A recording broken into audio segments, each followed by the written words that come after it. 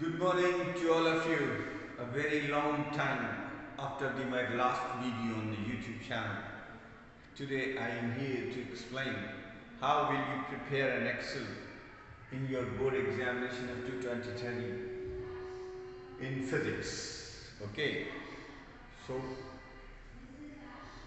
for एक कहावत कही गई है कि जीतने के लिए सिर्फ हथियारों की जरूरत नहीं होती, एक बेहतरीन स्ट्रेटेजी की जरूरत होती। तो एग्जाम को भी आप एक जंग मान लें, और जंग हथियारों से नहीं हौसलों से जीती जाती है। जंग प्रॉपर प्रैक्टिस से जीती जाती है, जंग मेहनत से जीती जाती है। तो जब तक आपके पास स्ट्रेटेजी नहीं होगी, जब तक आपके पास एक वेल प्लान्ड टाइम टेबल और प्रिपरेशन नहीं होगा, तब तक आप मानकर चलिए कि जो सबसे controversial central board of secondary education exam का पेपर होता है वो फिजिक्स का होता है। जैसा कि आप रिलीज सैंपल पेपर से भी देख सकते हैं कि तमाम तरह की नोटिंग की पेपर के अंदर है। I am not going to criticise in the negative and wrong way, take it seriously because physics is the subject of understanding. तो फिजिक्स एक अंडरस्टैंडिंग का सब्जेक्ट है, और इस अंडरस्टैंडिंग के सब्जेक्ट में हमें बहुत कुछ करना होता है। इसमें केमिस्ट्री की तरह हमें मेमोरी लर्न भी करना है, हमें मैथमेटिक्स की तरह इसमें प्रैक्टिस भी करनी है, और हमें बायोलॉजी की तरह इसमें डायग्राम भी लगाना है। तो आप सोचिए, जब आपकी सब सारी स्किल्स आपकी एक अकेले सब्जेक्ट में यूज हो रही है। तो प्यारे बच्चों, ये मैंने कुछ चीज़ें लिखी हुई हैं, how to prepare an excel in physics in board examination 2023। आपको पहली चीज मैं ये बता दूं कि मैक्सिमम मार्क जो होगा वो 70 का है, और time allotted 3 hours and 15 minutes है। इसमें 15 minutes will be provided for the reading of the paper, and in this time you will not allowed to write anything, है ना। This is the instruction given by the invigilator। अब NCERT की preparation के लिए क्या क्या required है, एक ये उनके लिए है जो अब प्रिपरेशन स्टार्ट करेंगे। यानी अगर आज की हम बात करें तो जब मैं ये वीडियो शूट कर रहा हूँ तो आज दिन है 5 दिसंबर, आज दिन है 5 दिसंबर 2022। और अब अगर आप इस समय से भी आप तैयारी शुरू कर रहे हैं तो कैसे आप इस पूरी 2 बुक को तैयार करेंगे, कैसे आप इसके बारे में लेंगे, और कैसे आप इसको यूटिलाइज करेंगे, क्योंकि आपके पास ये सारे टूल्स एंड मटेरियल्स ऑलरेडी हैं, जैसा कि आपको पता है। तो आइए शुरू करते हैं इस चीज को बाकायदा। इसे आप अपने नोटबुक पर नोट जरूर कर लीजिएगा, स्क्रीनशॉट ले लीजिएगा, कुछ कर लीजिएगा, बहरहाल इसे नोट कर लीजिए। तो देखो बच्चों, ये 70 नंबर का जो पेपर है, ये ब्रॉडली हम अगर देखें तो आपकी जो एनसीईआरटी की यूनिट 1, यूनिट 2 और यूनिट 3, इन तीनों यूनिट को मिलाकर आपकी प्रिपरेशन आपको अवार्ड कराती है मार्क्स कितने, 16 मार्क्स। जरा देखना, उसके बाद आपकी जो यूनिट 4 और आपकी ये यूनिट 5 और आपकी ये यूनिट 6 और आपकी ये यूनिट 7, ये चारों मिलकर आपको मार्क्स अवार्ड कराएगी 70 मार्क्स, है ना। तो इसे आप कहते हैं, ये इलेक्ट्रोस्टैटिक्स कहलाती है, इलेक्ट्रोस्टैटिक्स, और ये single current electricity, current electricity या इलेक्ट्रिक करंट, ठीक। अब ये और ये magnetism and magnetic effect of moving charge and magnetism, moving charge and magnetism, ये आपका यूनिट है। और उसके बाद आपकी ये सिंगल यूनिट EMI है, इलेक्ट्रोमैग्नेटिक इंडक्शन, और ये आपकी AC है, राइट, है ना। क्यों लिख रहा हूं ये मैं आपको बताऊंगा। हम आपसे आज बहुत सारी चीजें डिस्कस करेंगे, कैसे आप प्रिपेयर करेंगे। कल हमने आपसे प्रॉमिस किया हुआ था AC। कमेंट में, कमेंट बॉक्स में कमेंट जरूर करिएगा। कोई चीज अगर आपको नहीं समझ में आ रही है तो उसके बारे में मुझे जरूर बताइएगा। अब अगर हम बात करें यूनिट नंबर 8, यूनिट 9 और यूनिट 10। बच्चों ये ब्लूप्रिंट भी है आपका, ये आपके 18 मार्क्स है, ये आपके 18 मार्क्स है। अच्छा यूनिट 8 क्या है? Electromagnetic wave, electromagnetic wave. चलो हम इसको EMW लिख देते हैं, इलेक्ट्रोमैग्नेटिक वेव। और ये है आपकी रे ऑप्टिक्स, ठीक, ये है आपकी वेव ऑप्टिक्स, ये है आपकी वेव ऑप्टिक्स, ठीक। तो अब उसके बाद अभी देखते जाइए, पहले मैं आपके लिए ब्लूप्रिंट बना रहा हूं। अब आपके पास है unit number 11, unit number 12, unit number 13, unit number 14, right. Unit 11, 12 और 13, ये तीनों यूनिट जैसे ही आपकी प्रिपेयर होती है, ये आपको देती है, ये यूनिट आपको देती है 7 मार्क्स, और बाकी जो रेस्ट के मार्क्स हैं वो इसी के हो जाएंगे। तो 17 और 16 33, 33 10 43, 43 8 51, 51 और 7 58, यानी ये 12 मार्क्स है ना। देखो अब तस्वीर का रूप बहुत कुछ साफ है। तो ये यूनिट 11 जो है ये आपका dual nature of matter and radiation है, dual nature of matter and radiation. ये आपकी यूनिट एटम्स एंड न्यूक्लियाई की है, एटम्स, और ये यूनिट आपकी न्यूक्लियाई है, और ये सेमीकंडक्टर इलेक्ट्रॉनिक, ये सेमीकंडक्टर डिवाइसेस, जो भी आपके सेमीकंडक्टर डिवाइसेस। तो अब ये आपके सामने पूरा ब्लूप्रिंट मैंने रख दिया कि किस यूनिट को प्रिपेयर करने से आपको कितने मार्क्स मिलेंगे। तो क्या मुझे शुरू से शुरू करना चाहिए? अगर मान लीजिए मैं आज फर्स्ट डे प्रिपरेशन स्टार्ट कर रहा हूँ अपनी, तो क्या मुझे शुरू से शुरू करना चाहिए? जरा एक सेकंड के लिए सोच लीजिए, क्या मुझे शुरू से शुरू करना चाहिए? नहीं, क्यों शुरू से शुरू नहीं करना चाहिए? जैसे कि आप बहुत कुछ भी ना पढ़े होंगे, तो यार इलेक्ट्रोस्टैटिक्स में इतना तो जानते होंगे ना कि चार्ज के ऊपर सारी कहानी है। Like charges repel each other, unlike charges attract each other, Coulomb's law, छोटी मोटी चीजें, पोटेंशियल, इतना बेसिक अगर पता है तो मेरी सलाह ये है कि अगर आप फर्स्ट बुक उठा रहे हैं तो आपका ऑर्डर ऑफ प्रिपरेशन ये होना चाहिए। दो ऑप्शन दूंगा मैं आपको, ऑर्डर ऑफ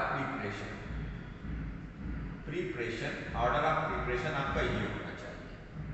ये chapter 3, chapter 4, chapter 5, chapter 6, chapter 7, chapter 8, ये आपका ऑर्डर ऑफ प्रिपरेशन होना चाहिए, ठीक। इससे फायदा क्या होगा कि जितनी देर में आप यूनिट 1 और 2 यानी चैप्टर 1 और 2 तैयार करेंगे, उतनी देर में आप चैप्टर नंबर 3, 4, 5 तीनों तैयार कर ले जाएंगे। तो अब बच्चों इलेक्ट्रोस्टैटिक्स में यूजुअली करंट इलेक्ट्रिसिटी 6 से 7 नंबर की आती है, और बाकी ये यूनिट 1 9 नंबर की आती है, और सबसे ज्यादा डेरिवेशंस इन्हीं दो टॉपिक्स में है। सबसे लंबे चैप्टर यही दो हैं। तो भाई मेरे, हम पहले अपने आप को एक सेफ पोजीशन पर लाने की कोशिश करेंगे। तो सेफ पोजीशन पर लाने का सेफ तरीका ये है कि जो लोग अपने आप को ज्यादा स्मार्ट समझते हैं और बुक 1 को पहले प्रिपेयर करना चाहते हैं, तो एक नेक सलाह मेरी ये है कि वो इसको इस तरीके से तैयारी करें। चैप्टर 3, चैप्टर 4, चैप्टर 5, चैप्टर 6 और चैप्टर 7 और 8, ये तो पहली बुक की बात हो गई, ठीक। अच्छा देखो, इस चैप्टर में, इस चैप्टर के अंदर अगर तुम्हें 4 चीजें पता है, सबसे पहले ओम्स लॉ, पैरामीटर के टर्म्स में, वेक्टर फॉर्म में, और ड्रिफ्ट वेलोसिटी पता है, ठीक है।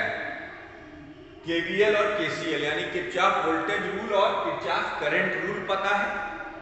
तो ये चैप्टर तुम्हारे लिए बेहतरीन प्रिपेयर करेगा। और हाँ, इसमें इंस्ट्रूमेंट में बीट स्टोन ब्रिज और मीटर ब्रिज के न्यूमेरिकल, ये सब मिला जुला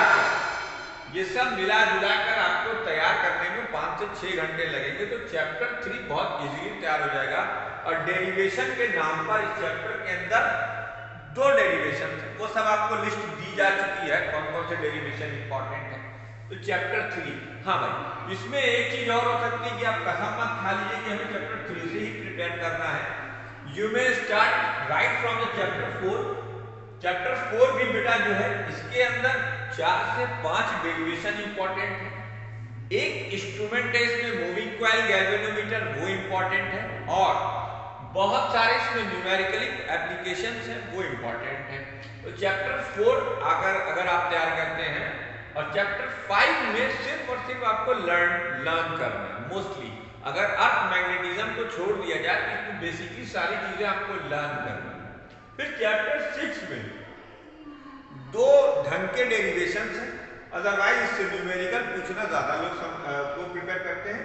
और चैप्टर 7 से थ्योरी सिर्फ और सिर्फ रेजोनेंस से आज तक देखी गई जितने साल भी अल्टरनेटिंग करंट से थ्योरी का कोई क्वेश्चन आया है, वो आपको resonance, condition of resonance, LCR series circuit में जब रेजोनेंस ऑकर हो जाता है तो उस समय की थ्योरी के बारे में पूछा गया। और चैप्टर 8 में भाई मेरे इस चैप्टर का आखिरी पेज खोलिए जिसके ऊपर एक टेबल बनी हुई है। उस टेबल में डिफरेंट टाइप की इलेक्ट्रोमैग्नेटिक वेव्स के बारे में प्रोडक्शन, प्रॉपर्टी और यूजेस को याद कर लीजिए। और एक इसमें डेफिनेशन याद कर लीजिए डिस्प्लेसमेंट करंट की, ये आपका प्रिपेयर हो गया। और अगर आप कंसिस्टेंटली इसको 2 घंटे को भी 2 पार्ट में ब्रेक कर लीजिए, 50 मिनट का एक टाइम इंटरवल और 50 मिनट का एक टाइम इंटरवल, इन दोनों इंटरवल के बीच में कम से कम 15 मिनट का गैप दीजिए। उस 15 मिनट में आप कोई फिजिकल एक्सरसाइज, उस 15 मिनट के अंदर आप बेहतरीन कोई पौष्टिक आहार लीजिएगा, जंक फूड मत खाने लग जाइएगा, मोमो सोमो मत खाइएगा प्लीज, है ना।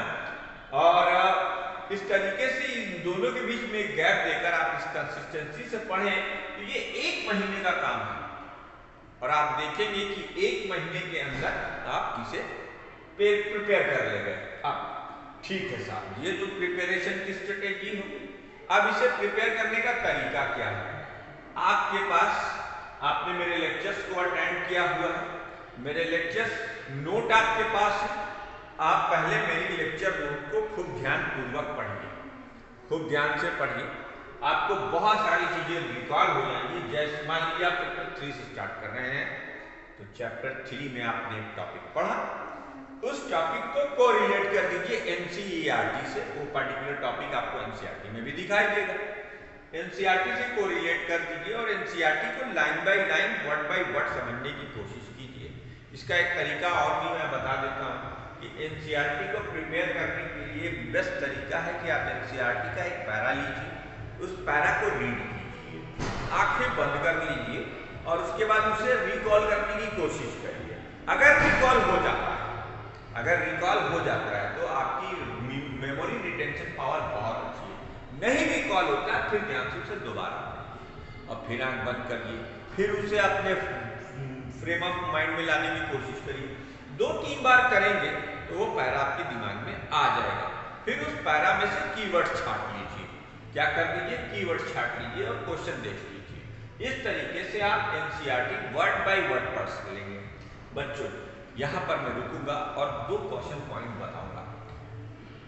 एनसीईआरटी के जो एग्जाम्पल्स हैं, यूजुअली जो बच्चे स्किप कर देते हैं, आप ये गलती मत करिएगा। एनसीईआरटी के एग्जाम्पल स्किप मत करिए please, it's my humble request.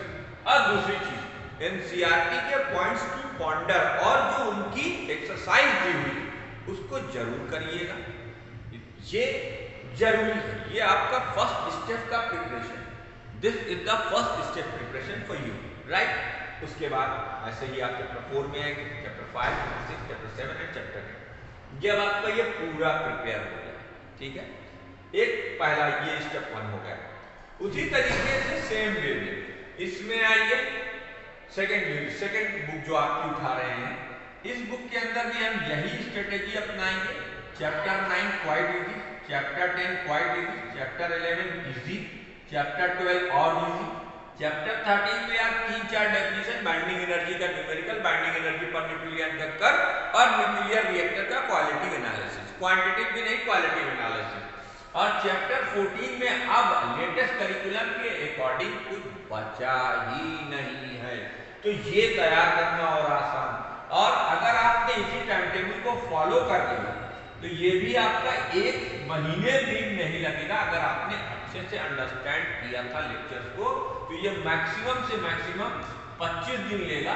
चलिए हम इसे पूरा 1 मंथ दे देते हैं, तो अभी भी बच्चों ये तैयार हो सकता है, अभी कुछ नहीं बिगड़ा है। आज 6 दिसंबर है, 6 जनवरी, 6 फरवरी, तब भी आप अच्छे से प्रिपेयर कर सकते हैं। केवल आपको 2 आवर्स में ये 2 स्लॉट का टाइम टेबल बनाना है। इस स्लॉट में आप एनसीईआरटी प्लस नोट्स पढ़ेंगे और इस स्लॉट में आप उसके लगाए हुए क्वेश्चन करेंगे। जब ये आपका प्रिपेयर हो जाए, हाँ एक चीज और याद रखें, revision revision and revision, more and more times you will be encountered with the revision, more confident will you be. This is the direct proportion है इस चीज का। आप जितना ज्यादा वो करते जाएंगे, रिवाइज करते जाएंगे, उतना ही ज्यादा परफेक्शन की तरफ बढ़ते चले जाएंगे। याद रखिए, एक बार पढ़ने से काम नहीं चलेगा, एक बार प्रैक्टिस करने से काम नहीं चलेगा। मेमोरी मैप्स आपको बना के दिए गए हैं, लिस्ट ऑफ फार्मूलाज आपके पास है, इंपॉर्टेंट न्यूमेरिकल की लिस्ट आपके पास है, इंपॉर्टेंट क्वेश्चन की लिस्ट आपके पास है। वो सब कुछ पूरे साल हमने जो आपके सामने रखा, वो सब कुछ आपके पास है। बस अब ये है कि उसे आपको अपने पास से निकाल कर अपने दिमाग के उसमें वक्तों में फिट करना है। ये फिट करने का काम आप करना है, आपको करना है। पहली बार आपको ये 1-1 मंथ लगेगा, लेकिन उसमें भी अगर आपने 6 दिन पढ़ने के बाद 7वें दिन इसको रिवाइज करना शुरू कर दिया, तो आप देखेंगे कि यहाँ तक पहुँचते पहुँचते, यानी जब आपका 1 महीना कंप्लीट होगा, तो आपकी ये सारे के सारे चैप्टर आपके माइंड में रिटेन करना शुरू कर जाएंगे। वंस ये रिटेन कर जाए तो फिर इसे पढ़िए, फिर इसे करिए। पहली बार में ये थोड़ा टाइम कंज्यूमिंग नहीं लगेगा, क्योंकि अब जो सिलेबस है बेटा उसमें ये चैप्टर और ये चैप्टर बिल्कुल कुछ नहीं। सेकेंड बुक में आपको जो फोकस और मेहनत करनी है वो सिर्फ इन 2 चैप्टर्स पर करनी है, इन 2 चैप्टर्स पर। यानी इन 2 चैप्टर्स को करने के बाद ये जो 18 मार्क्स है, इसमें 3 मार्क्स इसको अलॉट किए गए हैं, 15 मार्क्स आपके प्रिपेयर हो जाएंगे। तो 18 मार्क्स ये हो गए। 18 मार्क्स को प्रिपेयर करने में मुश्किल से आपको 12 से 15 दिन लगेंगे। 15 दिन का ये काम है। और उसके बाद चैप्टर नंबर 11 और चैप्टर नंबर 12 2 से 3 दिन, 2 से 3 दिन, 3-3 दिन, 3-3 दिन, कुल मिला जुलाकर आप देखेंगे कि ये 1 महीने में आपका पूरा प्रिपेयर हो जाएगा। फिर ऐसे ही इसमें भी करना है। एनसीईआरटी प्लस नोट्स को 50 मिनट पढ़िए और 50 मिनट्स में क्वेश्चंस करिए, इसी टॉपिक से रिलेटेड क्वेश्चन करिए। आप इस स्ट्रेटेजी को अप्लाई करिए और आप देखेंगे कि आप 2 महीने में अपने आप को कहां स्टैंड करा ले जाते हैं। ये उनके लिए है जो एकदम अभी तक नल एंड वाइड है। जो लोग पहले से ही प्रिपेयर किए हुए हैं, सीरियस हैं, उन लोगों को भी ये स्ट्रेटेजी फॉलो इसलिए करनी चाहिए कि ये आपकी वेल प्लान्ड स्टडी है। इससे आप अपने आप को देखेंगे, हमारे पिछले टॉपर जितने भी रहे हैं उन सब ने इस स्ट्रेटेजी को फॉलो किया है। समय समय पर थोड़ी थोड़ी सी मॉडिफिकेशन हम इसमें करते रहते हैं, है ना, लेकिन यही है। अब आप सबके दिमाग में एक क्वेश्चन आ रहा होगा कि सर ने इतना सब कुछ बता दिया, लेकिन इन 2 यूनिट के बारे में कोई बात क्यों नहीं करी। एक सवाल आ रहा होगा दिमाग में आप सबके कि इन 2 यूनिट्स के बारे में सर ने कोई बात क्यों नहीं करी। तो मेरे प्यारे बच्चों, आप इन 2 यूनिट को तैयार करने के लिए कम से कम 1 महीना लेंगे। अब जरा सोचिए, 8 मार्क्स का ही चैप्टर है या 9 मार्क्स का, इसको 7 मार्क्स देते ही देते हैं। तो 9 मार्क्स के लिए हम 1 महीना क्यों गंवाएं, जबकि हम 1 महीने में इतना मार्क्स पा सकते हैं। जरा देखिए, चाहे इधर से देख लीजिए चाहे इधर से देख लीजिए, लेकिन क्या इसे छोड़ दिया जाए? नहीं, छोड़ा नहीं जाएगा।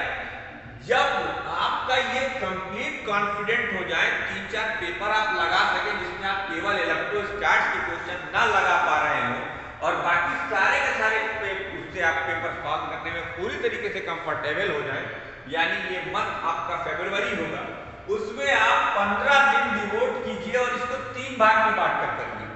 अब इसमें आप 45 मिनट्स के 3 टाइम टेबल लीजिए, 3:45 क्योंकि वो एग्जामिनेशन टाइम होगा, आपकी प्रैक्टिकल्स वगैरह हो चुके होंगे, तो आपको एक ज्यादा टाइम मिल सकता है। इसमें आप 45 मिनट्स में इसकी थ्योरी करें, 1 यूनिट की, और इसका न्यूमेरिकल करें, और यूनिट 2 जैसे आप यूनिट 1 प्रिपेयर कर रहे हैं तो यूनिट 2 की थ्योरी पढ़ें। ठीक, अगले दिन फिर ये आया, ये तो वैसे ही चलेगा। अब जो आपने यहाँ पे थ्योरी पढ़ी थी उसके आप न्यूमेरिकल करेंगे। ठीक, तो जैसे जैसे ये प्रिपेयर होने लगेगा उस साथ में ये भी प्रिपेयर होता चला जाएगा, और 20 दिन के अंदर आप देखेंगे कि आपका ये पूरा तैयार हो गया। तो एक बात बताओ, सीरियस प्रिपरेशन के लिए इस स्ट्रेटेजी से आपको कितना टाइम चाहिए? How much time you required only अगर इसे गुणा कर लो तुम 50 मिनट पूरे 30, 50 मिनट पूरे 30, और ऐसे यानी कितने हो गए? 1500 मिनट। जैसे कि मैं 48 घंटे में पूरी फिजिक्स कवर अप करता हूँ, तो मैं इसी बच्चों की प्रिपरेशन का भी टाइम बता देता हूँ कि देखो 1500 मिनट तुम्हें इसमें देने हैं, 1500 मिनट तुम्हें इसमें देने हैं। अब ये कहीं से निकाल लाओ, तुम्हारा ये सब तैयार, 3000 मिनट के अंदर पूरी फिजिक्स तैयार। कितने? सिर्फ गिनती के 3000 मिनट। स्टॉप खोल के देख लो, तुम ब्रिलियंट हो, तुम बेवकूफ हो, तुम गधे हो, इससे कोई मतलब नहीं। द मतलब इज ओनली दैट कि तुम्हें इस स्ट्रेटेजी को फॉलो कर लेना है। अगर तुम इस स्ट्रेटेजी को फॉलो कर लेते हो तो 6 फरवरी, ये डेट याद रखना, 6 फरवरी को तुम 62 मार्क्स का फिजिक्स का पेपर करने में अपने आप को कंफर्टेबल पा जाओगे। पूरी तरीके से फिजिक्स का पेपर तुम्हारे हाथ में होगा। अब ये 8 नंबर की तैयारी अगले 20 दिन में कर डालो। इस तरीके से हम देखते हैं कि जब हम फरवरी का महीना क्रॉस कर रहे होंगे, जैसे कि ये सब मुगालते में मत रहना कि फरवरी के लास्ट वीक में एग्जाम होगा। एग्जाम जब भी होगा तो एकदम at the end of the फरवरी या मार्च के फर्स्ट वीक से होगा। अभी टेंटेटिव डेट्स नहीं आई हैं, जैसे ही आती हैं चैनल पर बने रहिए। यूट्यूब पे कमेंट होगा, कमेंट कीजिए, मुझे नीचे बताइए किसी को कोई पर्टिकुलर सब्जेक्ट में कोई प्रॉब्लम हो। तो अब मैं फिर से शुरुआत कर रहा हूँ। आज मेरा ये पहला लेक्चर है जिसमें मैंने आपको एक्सेल करने की कोशिश की। शीघ्र ही आपको शॉर्टकट्स और how to make the physics simpler for NEET and JEE Main के लिए हम वीडियो लॉन्च करेंगे। तो उस चैनल को सब्सक्राइब करना मत भूलिएगा। Stay tuned with us and wishing you all the best of luck for your preparation for the CBSE board and JEE Main and NET. Thank you very much.